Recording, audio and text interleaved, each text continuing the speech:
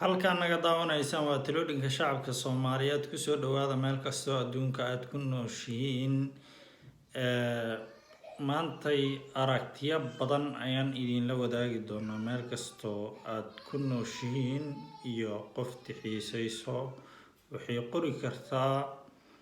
talooyinka shacabka Soomaaliyeed barta YouTube-ka ayaad ka fiirsan kartaa marka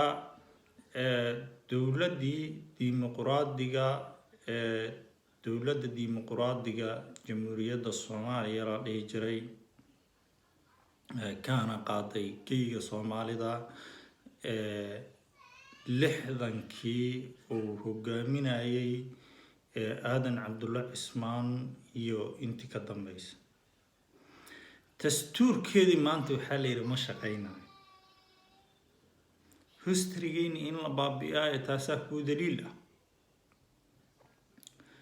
dowladii banaanka dowladihii lagu soo aas-aasay lagu yegleelay lagama helaynin 10 qofood oo daacad ah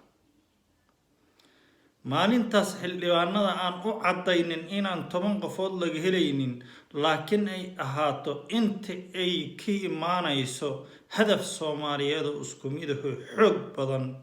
oo ogolaanayo ciidankii xoogga dalka Soomaaliyeed oo meel walba oo geyiga Soomaalida cirka dhulka badda xuduudada difaacayo hadduu kaas yimaado maalinkaas xildhibaano kamid ah maanta goobjoog waa aan taageerayna ayaan dhahay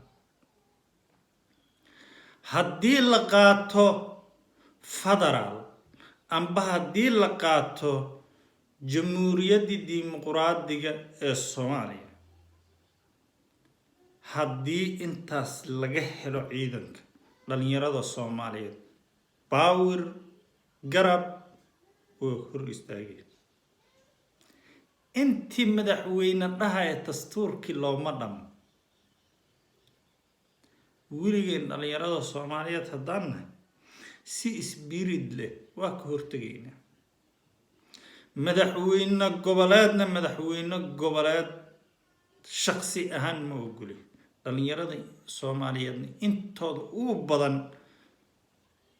maamul goboleed oo madaxweyne la dhahayo ma ogol intii ummadda Soomaaliyeed ugu badan oo muwaadiniinta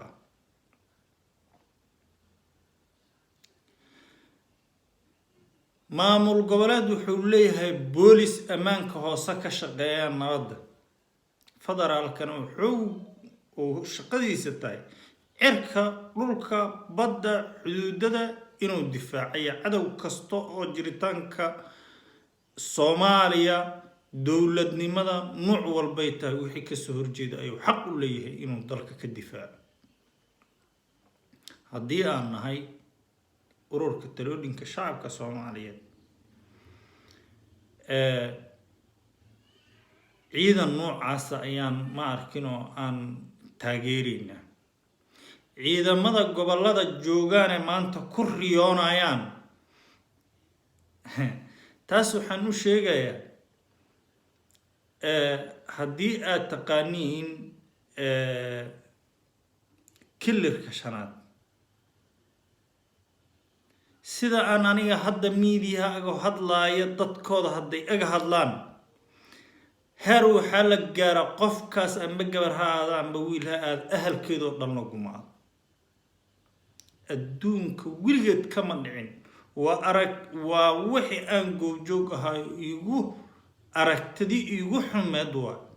ay markaas ay ka imaanayso dowlad iyo maamul goboleedkeeda ay isla gumaadayaan haddii aan talooyinka shacabka Soomaaliyeedna aad ayaan aga soo horjeesanay fikradaasna way jabtay maanta inay jabto waa arkaysi haddii Soomaali la yiraaha maantay federaal ha qaado adduunka federaal uu ka jira dowlado badan ku dhaqan federaalkana waa fiican yahay haddii loo adeegsado qaybta fiican adduunka madaxweyne lama yiraaho goboladoodana way maamulaan maamul goboleedkaasna wuxuu ka hadlaa dhaqaalaha iyo wadankiisa ee dadkiisa danyarta iyo iskool iyo waxbarashada hoose si ay ku soo kordhayaan ayuu ku anducoodaa madaxweyne ku andacoohayo ammaankii lagu soo diraayay amba ahaynin sirdoonkii dalka oo dhan ka shaqeeyaya ayaa diidanta ayaa siyaasadaysa adigoo xildhibaan ah oo sheeganaya dhalinyarada Soomaaliyeed sumcadooda meelaha aga dhacday mana matali kartid taas ayaan rabaa inaan u sheego dhalinyarada Soomaaliyeed qaybaha xildhibaanada kamid ah ee dhalinyarada yaryar marka haddii la yiraahdo dastuurkii aan 60kii aadan Cabdulle Cusmaan oo ku soo dhaqay dalkan lagu soo dhaqma haddii la yiray ee diban u furayna oo 20 sano oo dastuurkaas furan yahay maantay ilaa maanta una shaqeeyeen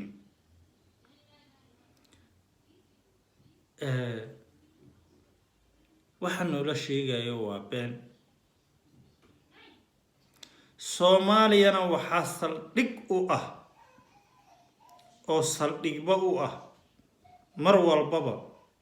jiritaankeeda waxa saldhig u ah dhalinyarada Soomaaliyeed sababtoo ah haddii wadanan dhalinyaro lahaynin wadan jira ma ah dhalinyarada codkooda ayaa mar walba lagu sareeyaa ama baarlamaan amba aqoon amba wax walba istiraatiiji balaam ayaa jira dawladda ay ku dhaqmayso oo 10 sano ama 20 sano soo socda balaamka ee la suurto gelinayo wadan lagu dhaqaa haddana dhalinyarada balaamkaas oo dhan laguma dhaqo ee waxa la yiraahdaa dhalinyarada saynan dalkooda aga hor imaanin dhibaatada aynan ku badin amaanka oo faraha aga bixin mar walbaba shaqo loo abuuraa aqoonta wax walba qofka ilaa maskaxdiisa laga dhisaa in wax lagu bedelo ay adduunka ay ku loolamaan oo dhalinyarada ma arkin oo loo soo jeesto oo wax laga bedelo haba yaraadaan hala weyna laakiin micnaheeda ma ahan balaamkii dawladda oo 20 sano iyo 50 sano soo socdo dawladda Soomaaliya balaamka ay ku noqonayd cid bedelaysa ma jiro balaamkaas mar walbaba uu shaqeynaya dawladihii badnaa ee Soomaaliya ka soo dhacay ee aad ogeedeen ee cid walba wala xiiso qabata laakiin ummadda Soomaaliyeed amba dhalinyarada Soomaaliyeed haddaan nahay dawladii muwaadin Soomaaliya dalkal oo cadow oo xaasida oo dilay ah oo banninki social media codka xorta ku had aalkiisoo dhan lagu maaday ay u dhiibto dawladii haddana ma dilina way soo daysay taas micnaheedu waxay tahay inuu cadow soo jireen oo cadowga soo jireenka ah wuxuu ku hayaa af malab leh laakiin haddii aan dhalinyarada Soomaaliyeed nahay federaalka adduunka oo ku dhaqanya maamul goboleedyada ku andacoonaya maantay in hortaagan haddii aan dhalinyarada Soomaaliyeed nahay haddii aan ku jirno teemka aan dalkayna u shaqeyn lahayn naga hor istaagsan yihiin maamul goboleed iyo balaayi in naga hor istaagsan yihiin walla faraha la iskula jira wiligeena taageeri ma doono maamul goboleed ilaa oo bulshada hoose ee danyartay aqoonta hoose oo soo dhisay muugmaane kaas ay garab u yihiin dhalinyarada Soomaaliyeed ee nin jiritaanka cirka iyo dhulka iyo badda iyo xuduudada iyo cadow kasta oo Soomaaliya ninkii waardiyay lahaa waa madaxweynaha baarlamaanka iyo ciidanka xoogga dalka Soomaaliyeed mas'uulka ah maamul goboleedyadana waxay mas'uul ka yihiin inay danyarta ay shaqo u abuuraan inay danyarta aqoonsiyaan inay danyarta beeraha iyo qaabka ay u tacbalahaayeen iyo wax soo saarka dalka inay u tilmaamaan waxaad moodaa inay riyoonayaan laakiin dhalinyarada Soomaaliyeed hadana waa dib jireynaa nidaam walba oo yimaadna si spirit leh ayaan u shaqeynaynaa si aan aga taqolusno nidaamyadan xoog badan oo la leeyahay federaal waaye si aan u soo ceshano historygeena dastuurka hore iyo wax walba ay dowladii aadan cadda ay lahayd ummadda Soomaaliyeed ay ku heshiisay iyo anakoona diidaynin biyo meeshay u badan yihiin ay ku jiitaan wax walba oo jiritaanka Soomaaliya ay ku sii jirayso mar walba waa taageereen. Salaamu calaykum waraxmatullaahi wabarakaatuh iyo riyada maamul goboleedyada anigoo aga soo horjeedo si adag.